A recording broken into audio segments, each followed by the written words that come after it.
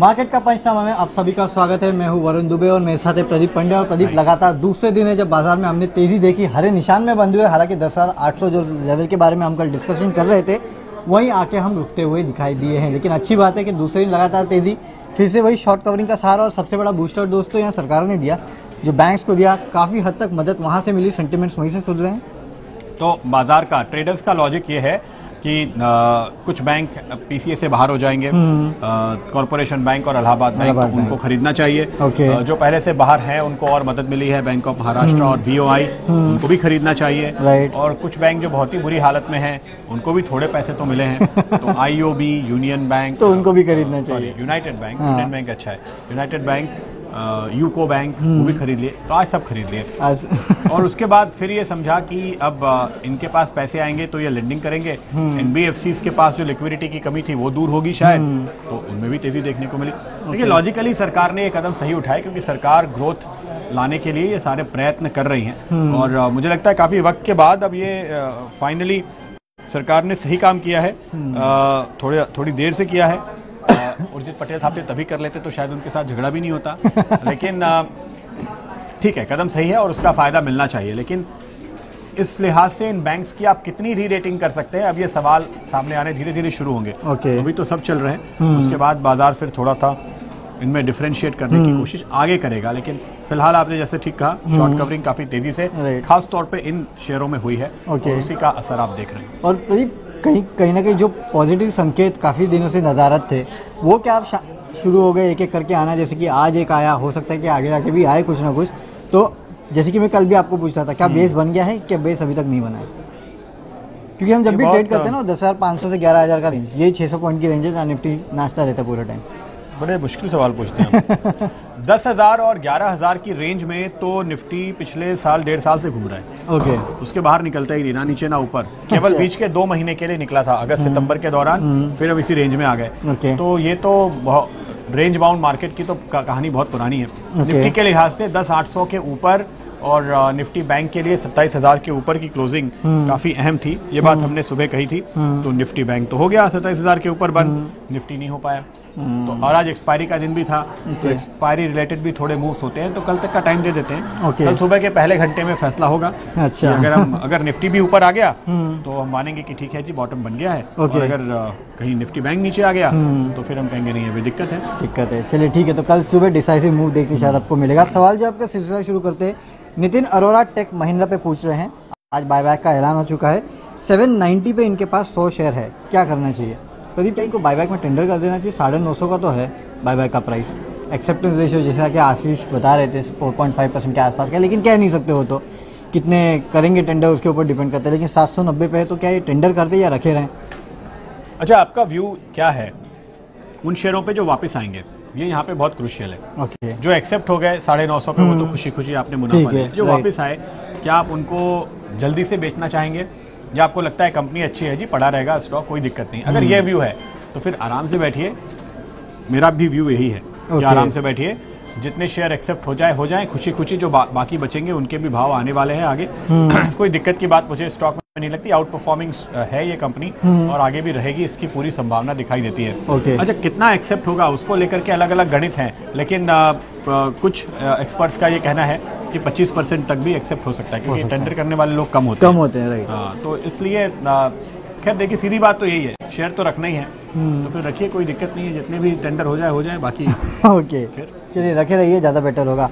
अब प्रदीप, ऋषि राज axis bank पे पूछ रहे हैं, 1000 शेयर है, 700 के भाव पे 3 महीने का व्यू पूछ रहे हैं। इनफैक्ट प्रदीप, आज इनको एक अवार्ड देना चाहिए। क्योंकि इन्होंने भाव बताया है, लेवल बताया है, और 3 महीने का समय है ये भी बताया है। तो ये ऋषि जी, हम हर रोज अपने दर्शकों से कहते हैं कि भाई अपना सीधा मुझे ट्रेड पूछिए, मुझे ये व्यू देने का कोई शौक नहीं है कि किस स्टॉक में क्या व्यू है। उसका कोई मतलब नहीं होता ना। कंपनी मुझे अच्छी लगती है, प्रोडक्ट में यूज नहीं करता हूँ, स्टॉक फिर भी अच्छा है, 4 साल के बाद अच्छा रिटर्न देगा, और आपको करनी है 4 दिन की ट्रेडिंग, तो मैं क्या बताऊं? तो इनका ये सवाल पसंद आया मुझे। अच्छा, एक्सिस पे देखिए, एक्सिस में 3 महीने का व्यू अगर आपका है तो मैं 3 महीने के हिसाब से व्यू लेता हूं।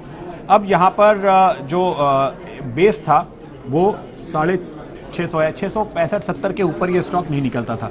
उसके ऊपर आया है पिछली सीरीज में, और इस सीरीज में ऊपर बना हुआ है।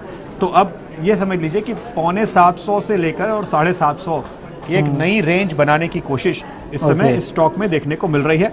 तो इसी रेंज में ये घूम रहा है। जब भी इसके ऊपर आपको ब्रेकआउट मिलेगा तो मेरा ख्याल है कि और ऊपर के लेवल दिखाई देंगे। आपका 3 महीने का नज़रिया है तो मेरा ख्याल है कि आपको इस समय ये लोअर लेवल पर एक सपोर्ट लेने की कोशिश करता हुआ दिखाई दे रहा है मुझे। तो आपको यहाँ पे बने रहना चाहिए क्योंकि ये आउट परफॉर्मिंग स्टॉक है, बाजार से बेहतर रिटर्न आपको कमा कर देगा।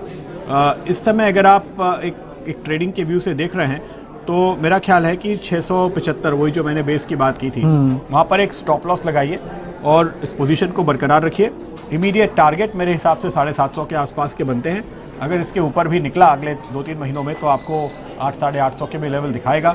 मैं 3 महीने में बेचने की जल्दी में नहीं हूँ, लेकिन अगर आप हैं तो कोई दिक्कत नहीं है, आपका अपना व्यू है। आप 750 या इसके ऊपर जो बेहतर लेवल मिले वहाँ बेचने की कोशिश कर सकते हैं। तो लंबी रेस का घोड़ा है, बिल्कुल में तो लेवल आए जाएंगे उसके आगे और चलेगा। मुझे पूरी उम्मीद है कि आपको 800 तक के लेवल तो कम से कम दिखने चाहिए। लेकिन वो 750 के ऊपर एक टेक्निकली हम देखते हैं ना तो ब्रेकआउट होना जरूरी होता है, उसके बाद फिर ऊपर का लेवल आएगा। इसलिए मैं आपको पहला लेवल 750 और फिर 800 कह रहा हूँ। चलिए ठीक है। अब अगला सवाल पीरामल एंटरप्राइजेस पे अरविंद चौहान पूछ रहे हैं, 2360 पे है, शॉर्ट टर्म का चाहते हैं रिव्यू। तो आज हम ये बात कर रहे थे कि लोग भूल गए थे कि पीरामल एंटरप्राइजेस में फार्मा भी है। आज जब खबर आई कि सेरिडॉन को राहत मिली है कोर्ट से, तब याद आया कि अरे ये तो फार्मा कंपनी भी है। तो इसको लोग एनबीएफसी और रियल एस्टेट पे एक्सपोजर वाली एनबीएफसी में ही ट्रेड करते जा रहे थे। तो देखिए एनबीएफसी में तेजी है, रियल एस्टेट के लिए जीएसटी की राहत मिलने की काफी उम्मीद है रविवार को, और फार्मा में भी अच्छी खबर आ गई। तो ये तो सारे संकेत पॉजिटिव हो चुके हैं। पीएल ऐसे भी एक अच्छा स्टॉक है, मजबूत शेयर है और मुझे तो ये हमेशा से पसंद रहा है। हाल के दिनों में ये थोड़ा एक करेक्शन के दौर से गुजरा है अपने उस रियल एस्टेट एक्सपोजर की वजह से। रेंज में है, काफी लगता है रेंज में चल रहा है। चार्ट देख के तो वही समझ में आ रहा है 2360 का है इनका। तो ये आपको दिख रहा है कहाँ जा रहा है, ऊपर या नीचे? दिख तो रहा है, अभी हरी कैंडल बनी बड़ी छोटी सी है लेकिन वो इनका 2360 की कॉस्ट है। आपकी कॉस्ट आने की उम्मीद मुझे दिखती है। मेरा ख्याल है कि ये 2400 तक के लेवल दिखाएगा, 2450 के आसपास तक के लेवल दिखाएगा। वहां पर एक इमीडिएट रुकावट है, उस लेवल के आसपास आपको मिलता है तो एक बार आप मुनाफा वसूली कर सकते हैं। बॉटम बनाने की प्रोसेस में है देखिए ये स्टॉक अभी, लेकिन अभी तक इसने अपना वो पक्का वाला बॉटम बनाया नहीं है। लेकिन यहाँ पर एक स्टॉप लॉस भी आपको रखना चाहिए और वो लेवल है 2050 का। इसके नीचे जाता है तो आपको एक बारगी निकलना चाहिए और फिर कहाँ स्टेबल होता है उसके लिए इंतजार करना चाहिए। ऊपर 2450 के आसपास आप निकलने की सोच सकते हैं। अच्छी क्वालिटी की ये एक एनबीएफसी बिजनेस है जो इन्होंने डेवलप किया है। एसेट क्वालिटी काफ़ी अच्छी है, रिस्क मैनेजमेंट बहुत ही अच्छा है। लॉन्ग टर्म के लिए मेरा व्यू पॉजिटिव है। अगर आप निकलने की जल्दी में नहीं है तो बने रहिएगा। चलिए बनी रहिएगा। अगला सवाल है नंदू निम्बलकर, एल&टी 900 रुपये में खरीदे हैं इन्होंने, 125 शेयर 10 साल के लिए रखना चाहते हैं। रखिए ना, 10 साल के लिए तो इस कंपनी के लिए कुछ सोचने की जरूरत ही नहीं है। ना, तो अच्छे खासे रिटर्न आप कमा लेंगे। ये बात गलत क्यों? अरे एल&टी जैसा स्टॉक है प्रदीप, नहीं चलिए प्रदीप का व्यू जानते हैं। 10 साल का व्यू आप किसी कंपनी में मत रखिए। अच्छा उस हिसाब से ओके। 10 साल में दुनिया बदल जाती है। आपको काम करते हुए कितने साल हो गए? 7 साल। 7 ही हुए ना, 10 साल पूरे नहीं हुए। 3 साल 7 साल में कितनी कंपनियों को आपने अर्श से फर्श पे और फर्श से अर्श पे ऐसे तो बहुत कंपनीज को देखिए। हाँ 10 साल से डर लगता है। ओके। हर 3 महीने में रिव्यू करते रहना जरूरी है। 10 साल का नजरिया मुझे समझता नहीं है, लेकिन इमीडिएट तौर पे जो चाल है वो मैं आपको बताता हूँ। एल&टी इस समय बहुत वक्त से एक रेंज में चल रहा है, नीचे 1200 और ऊपर 1450। इसकी वजह क्या है? देखिए इंफ्रास्ट्रक्चर जो मूल इनका कारोबार है वहाँ पे काफ़ी दिक्कतें हैं। नाइक साहब से हमने बात की थी अभी पिछले महीने ही, तो उनका ये कहना था कि पिछले नतीजे तो अच्छे आ गए लेकिन आगे के ऑर्डर में गड़बड़ है। देखिए ये कैपिटल गुड्स, इंफ्रा, कंस्ट्रक्शन जिस सेगमेंट में है, वो जब देश में निवेश होता है, इन्वेस्टमेंट होता है, बड़े नए एसेट बिल्ड होते हैं तो इनको काम मिलता है। सरकार अब तक काम दे रही थी, चुनाव का मौसम आ गया तो सरकार ने हाथ थोड़े पीछे खींच लिए। लेकिन प्रदीप आज सुबह में एक ब्रोकरेज हाउस की रिपोर्ट पढ़ रहा था, उनका कहना था कि 49,000 करोड़ के ऑर्डर इनफ्लो इस क्वार्टर में आने थे। मैनेजमेंट का गाइडेंस था 41,300 करोड़ के ऑर्डर इनको मिल चुके हैं, जिसमें से 70% जो ऑर्डर्स है वो डोमेस्टिक ऑर्डर्स है। मुझे याद नहीं किसकी रिपोर्ट है, 1786 के प्राइस टारगेट थे उनके, तो वो कह रहे थे कि Q4 में ऑर्डर काफ़ी अच्छे मिल रहे हैं और अभी तो बचा हुआ है 1 महीना। तो नाइक साहब ने ये कहा था कि हमने अपनी टीम को बिल्कुल काम पे लगाया हुआ है कि जितने हो सके ऑर्डर अभी ले आओ। ओके। क्योंकि अगले क्वार्टर में तो कुछ नहीं आएगा, उसके बाद एक क्वार्टर तो नई सरकार आएगी, समझेगी, विचारेगी। दूसरी दिक्कत, ओके, ये देखिए आप जो कह रहे हैं वो बात सही है। इसी फ्लो की वजह से हम ये थोड़ी करें कि रिजल्ट बड़े डिसअपॉइंटिंग आएंगे। नहीं, ये बात नहीं। रिजल्ट तो आएंगे क्योंकि ये ऑर्डर फ्लो है, लेकिन उनकी जो दिक्कत है वो ये है कि सरकार का ऑर्डर फ्लो उनको स्लो होता हुआ दिख रहा है। कई एक प्रोजेक्ट है जिनमें वो ऑर्डर नहीं आ रहे जो आने चाहिए थे। अभी आपने हाल में सुना होगा, उन्होंने एक टैंक बनाने के लिए नई फैक्ट्री का उद्घाटन मोदी जी गए थे करने के लिए।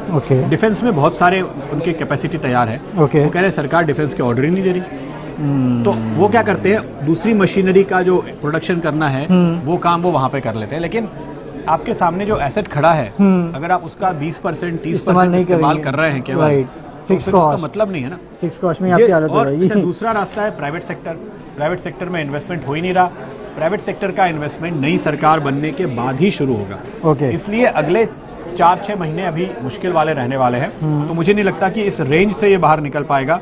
नीचे 1200, ऊपर 1450, इसी दायरे को आपको ट्रेड करना है। इन्वेस्टमेंट करने की सोच रहे हैं तो नीचे 1200 के लेवल के आसपास मिले तभी खरीदें। ये ऑलरेडी 900 के रेट पे लेके बैठे हैं। 300 रुपए के फायदे पे ऑलरेडी है 340। तो मैं तो ये कहूंगा कि अगर आपको कभी ये मिलता है 1400 से 1500 के दायरे में, एक बार मुनाफा वसूल कीजिए। फिर नीचे आए तो फिर लेने की कोशिश कीजिए, क्योंकि भाग नहीं जाएगा। ओके, चलिए। अच्छा, एक ही बात है वो बाईबैक वाली, उस पर क्लैरिटी थोड़ी आनी बाकी है। तो वो क्लैरिटी आएगी तो फिर से आपको 1500 पे दिखेगा, उस समय आपके लिए एक मौका है। ओके, चलिए, निकलने का मौका है 1500 पे। नीचे आएगा तो फिर खरीद लीजिए। लॉन्ग टर्म के लिए तो अच्छा ही है। उज्ज्वल सिन्हा स्टरलाइट टेक्नोलॉजीज 265 पे खरीदा है। शॉर्ट टर्म के लिए व्यू चाहते हैं कि शॉर्ट टर्म में क्या करना चाहिए। 265 पे खरीदा है इन्होंने स्टरलाइट टेक, आज 246 पे था। इसको तो जो वो धक्का लगा ना, प्रोमोटर के कॉर्पोरेट गवर्नेंस वाले इशू पैदा हुए, इनका कोई लेना देना भी नहीं था। इनका कारोबार तो बड़ा अच्छा है। मैं तो समझता हूं टच की गई थी। देखिए मेरे हिसाब से तो लॉन्ग टर्म में ये बड़ा अच्छा मौका है।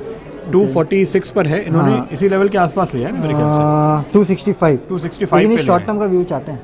अच्छा, शॉर्ट टर्म का व्यू आपके लिए ये है कि ठीक है, स्टॉक मजबूत दिखता है।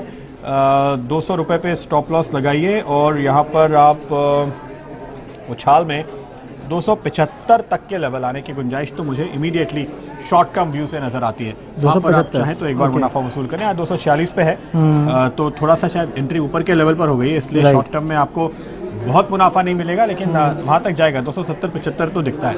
ओके, 70-75 के आसपास एक बार निकलिएगा, फिर देखेंगे अगर इसके ऊपर गया तो बात और है। वो जो पूरी डी रेटिंग हुई है मेरे हिसाब से तो गलत हुई है, लेकिन ठीक है, बाजार का अपना माइंड है, उस पर आप कुछ कर नहीं सकते। लंबा नजरिया होता तो मैं कहता कि अच्छा खासा गिरा है तो आप 175 का स्टॉप लॉस लगा के बैठे रहिए। ओके, और वेट करिए तो आपको और बेहतर लेवल आएंगे। चलिए, तो लॉन्ग टर्म के लिए भी अच्छा है, शॉर्ट टर्म में भी 275 के लेवल से जरूर दिखाएगा, वहाँ मुनाफा वसूली कर लीजिए। Varun Khatri IRCON 60 share 465, long term view 2 साल का व्यू पूछ रहे हैं। 465 तो स्टॉक तो अच्छा है, भाव थोड़ा ऊपर की तरफ है। ओके, ऐसी स्थिति में आपको इसमें क्या करना चाहिए? मेरा ख्याल है कि अगर आपको ये स्टॉक इस समय भी या इस लेवल से आज 375 के करीब क्लोज हुआ है, 10-15 रुपए नीचे कभी भी मिलता है मौका आपको 360 के आसपास का लेवल दिखे, 350-360, तो वहाँ थोड़े और खरीदिए। इसको एवरेज कीजिए। और इसके बाद मुझे लगता है कि देखिए कंपनी तो अच्छी है, डिविडेंड यील्ड के लिहाज से भी काफ़ी अच्छा दिखाई देता है, इसका स्कोप पूरा है, तो घबराने की ज़रूरत नहीं है।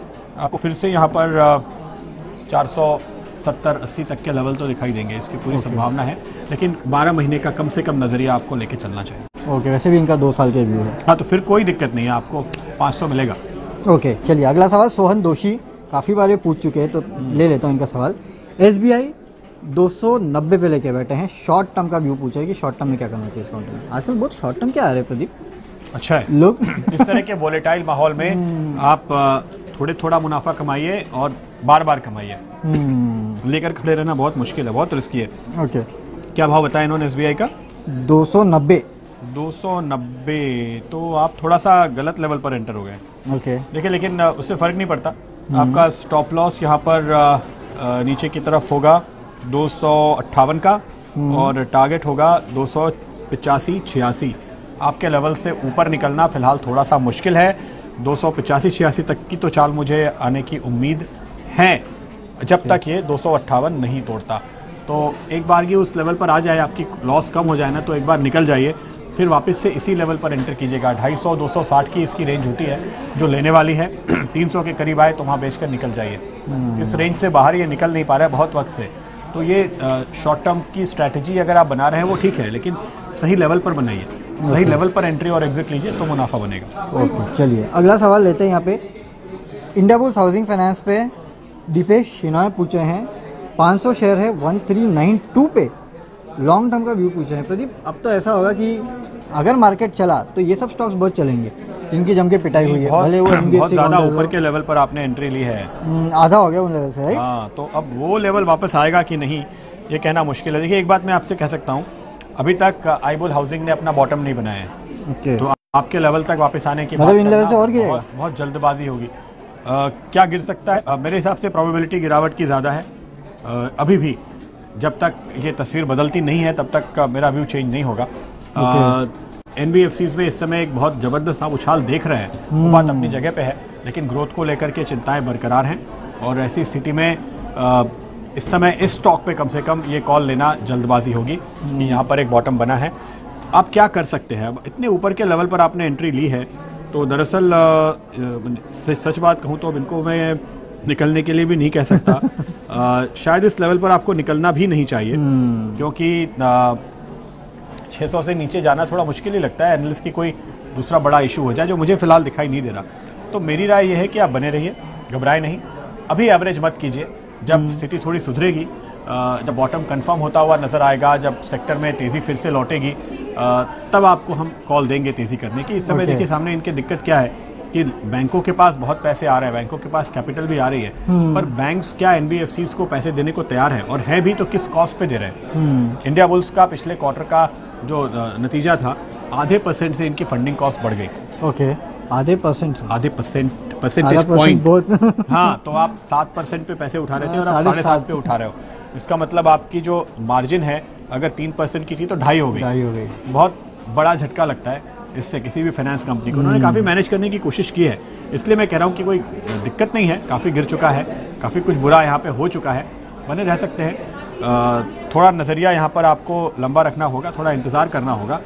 ये लेवल लेकिन बेचने के नहीं है। अब मैं आपके पैसे आधे होने के बाद इस लेवल पर आपको बेचने के लिए नहीं कहूँगा, तो इंतज़ार कर लीजिए, अभी एवरेज मत कीजिए। लेकिन ठीक है।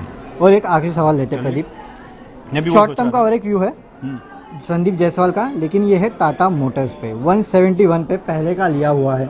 मैं तो कहूँ कि जहां आपको प्रॉफिट मिले वहां निकल जाइए भैया, क्योंकि कब ये वापस गिर जाए, कब कोई बुरी खबर आ जाए, कोई भरोसा नहीं स्टॉक का। क्यों प्रदीप? हाँ लेकिन लेवल शॉर्ट टर्म के लिए पूछे 171 पे। मैं वही सोच रहा था कि शॉर्ट टर्म के हिसाब से अब मैं इनको क्या कॉल दूं, थोड़े से नुकसान में हैं। देखिए, अभी ये अपने रेजिस्टेंस जोन में आ गया है, ये मैं कहूँगा। तो रेजिस्टेंस जोन से मेरा क्या मतलब है कि ये 164 से निकला है, तो अब ये ऊपर की तरफ जा रहा है। 178 लाइन दिखा रही है ऐसे ऊपर जा रही है। 178 ये वो लेवल है जहाँ पे मुझे लगता है कि ये स्टॉक अटकेगा। तो 176, 77, 78 जो मिले वहाँ पर आप शॉर्ट टर्म में मुनाफा वसूल कीजिए, उसके बाद इंतज़ार कीजिए। अगर किसी वजह से ये 180 के ऊपर चलना शुरू करता है, वहाँ पर बंद होता है, तो उसके बाद काफ़ी ट्रेडर इसमें जोर से घुसेंगे, तब आप तब फिर आप एंट्री लीजिएगा और फिर आप इसको 225 के टारगेट के लिए अगला लेग का ट्रेड कीजिएगा। लेकिन अभी एज्यूम मत कीजिए, ऐसी कोई चीज़ मुझे नजर नहीं आ रही, इसलिए मैं आपको बिल्कुल सिंपल सीधी सी बात कह रहा हूँ। 178 ओके, 178 का लेवल है, वहाँ पे निकल जाइए, ज़्यादा बेटर होगा। चलिए प्रदीप, अब बंद करते हैं सवाल जवाब का सिलसिला, और कल फिर से आपके साथ जुड़ेंगे इसी प्लेटफॉर्म पे सवालों के जवाब देने के लिए। कल सुबह हमारे साथ जुड़िए, बताएंगे ट्रेड कैसे करना है, ग्लोबल संकेत कैसे हैं। तब तक के लिए सी यू, बाय।